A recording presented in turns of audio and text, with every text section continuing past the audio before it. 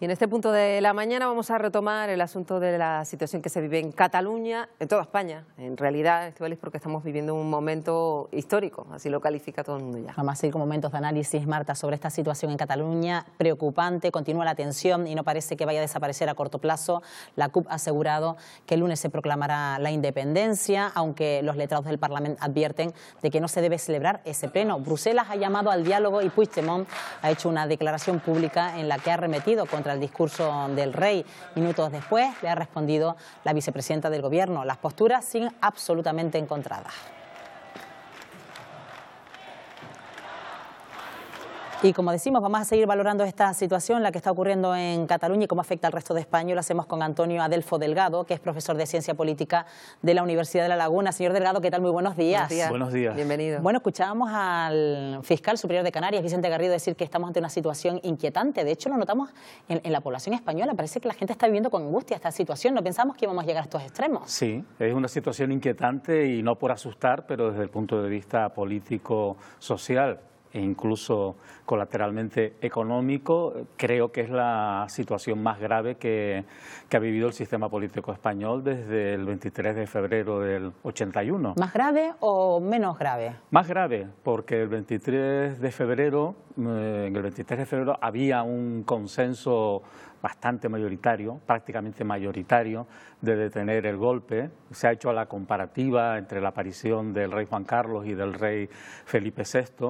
Son contextos distintos y mucho más, y yo diría que mucho más complejos, con todas las diferencias al de Felipe VI, puesto que no cuenta con ese consenso mayoritario para detenerlo, que por lo menos desde mi punto de vista, es prácticamente un golpe de Estado, ya con tintes incluso de rebelión o de insurrección. Efectivamente, esa palabra insurrección la han empleado pues algunos de los periodistas que han estado aquí, algunos de los especialistas, porque la situación es tan compleja que en el caso de que finalmente el lunes se decidieran a declarar esa declaración unilateral, ¿qué podría pasar a partir de ese momento? Porque ahí ya sí que tendrían que entrar todas las herramientas del Estado, si es que no lo hacen antes. ¿Qué es lo que puede pasar? Bien, estamos en una situación de incertidumbre porque por uno y por otro lado estamos en una situación de impas.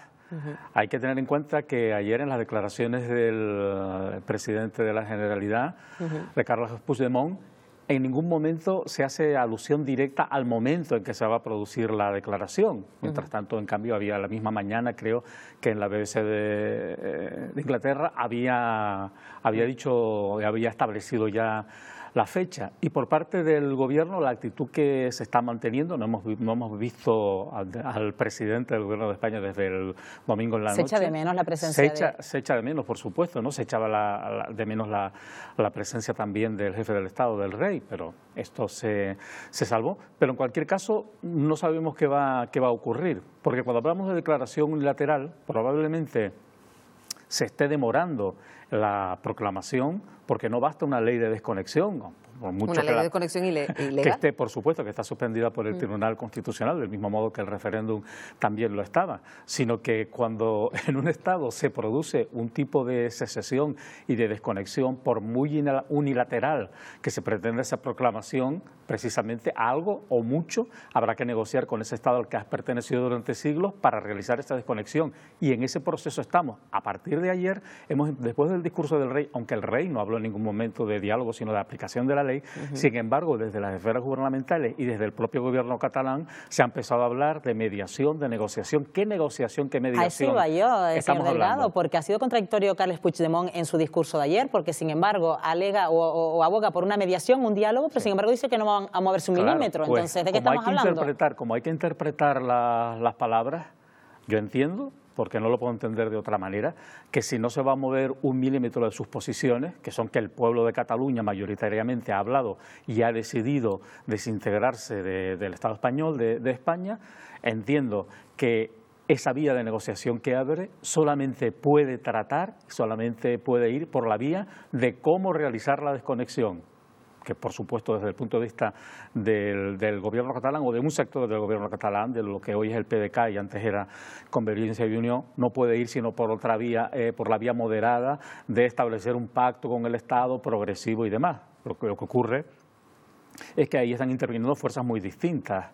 Mientras la CUP por ejemplo, está presionando totalmente para que la declaración se haga, si puede ser hoy mismo. ¿Y se podría llegar incluso a una ruptura de gobierno en este proceso de independencia? Que a lo mejor no se llegan a acuerdos entre los propios socios de gobierno en la Generalitat. Bueno, eso desembocaría necesariamente en unas elecciones. Yo creo que la intención de ellos es permanecer, ¿no? Y la continuidad en este proceso, ¿no? Sí, ya que la han comenzado, por lo menos. Sí, lo que ocurre es que yo creo que una parte del gobierno catalán, especialmente, como digo, el PDeCAT, el presidente Puigdemont y demás, la situación le sobrepasa. Claro, le sobrepasa a él y quizá le ha sobrepasado también al gobierno. Sí, y yo creo que usted apuntaba pero ya no se pueden bajar de ese tren. Claro, pero usted apuntaba la posibilidad de que se iniciara incluso ese proceso. Yo viendo cómo respira el gobierno del Estado, parece muy complicado. Más bien, quizá lo que se está trabajando es en cómo se queda. ¿Cómo se quedaría Cataluña en estas circunstancias? Porque para eso también, para que se quedara... Claro.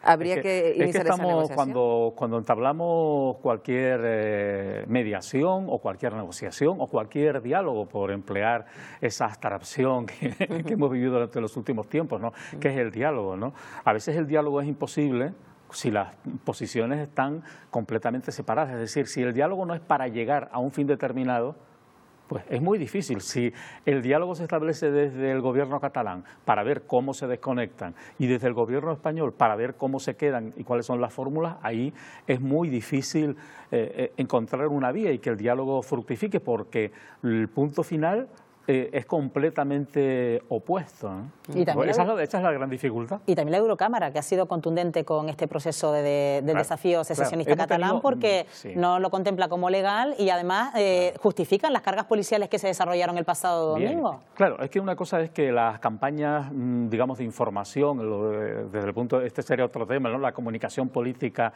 la función de las redes, cómo se ha manifestado ahora, sus beneficios y sus perjuicios, ¿no? Sus grandezas y sus miserias. Pero una vez que eso llega al Parlamento y han pasado unos días, también desde el punto de vista de la Unión Europea no puede dar pie a justificar un proceso de estas características que se salta completamente todas las normas de la Constitución, en este caso de la Constitución de un país miembro, de España. Esto justificaría y daría pie a que cualquier otro proceso secesionista, que los hay en el resto de Europa, estuviera plenamente justificado. Por tanto, parece que no le queda otra solución, ¿no? Aunque sea en algunos casos a regañadientes, que no aceptar este proceso. Señor Delgado, estamos muy pendientes de lo que ocurre en las próximas horas. Ya se plantea el lunes como el día de ese famoso pleno, en el que se declarará o no la independencia unilateral. Y se habla mucho estos días del famoso artículo 155 de la Constitución, de si es posible activarlo de forma rápida. ¿Esto qué implicaría? Lo hemos repetido hasta la saciedad, pero todo el mundo lo invoca y muchos... Llega tarde llega tarde, evidentemente, desde mi punto de vista. El punto de vista del gobierno es otro, las actitudes del presidente del gobierno en este caso y en otros que hemos conocido dicen que mide sus tiempos, tiene una forma de medir los tiempos que a veces los ciudadanos o algunos ciudadanos no entendemos. En cualquier caso, hay que pensar que el artículo 155 está en la Constitución desde el año 1978. En eso estoy de acuerdo con Alfonso Guerra. No podemos admitir la Constitución en su totalidad y decir, bueno, pero no nos gusta el artículo 155. Nunca se ha aplicado. Y las posibilidades, digamos, en caso de aplicación son muy distintas. Una suspensión de la autonomía puede ser completa, puede ser parcial. En cualquier caso, si hoy el gobierno se decidiera por la vía del 155, no podría hoy. Es decir, que lleva unos trámites y un procedimiento, tiene que ser autorizado por el Senado. En el Senado no va a tener ningún problema, ese no es el problema. Porque hay mayoría por parte del Partido Popular. Tiene mayoría, pero... Ya, si hoy se decidiera hacerlo, pues iba a llegar después, necesariamente después del lunes por lo pronto. Del lunes, exacto. Pues Antonio Delfo Delgado Núñez, profesor de Ciencia Política de la Universidad de La Laguna, gracias por estar esta mañana con nosotros. He dormido las 7 horas que ha dicho mi compañero. El doctor José Luis. Nosotros creemos que no. Gracias. Buenos días.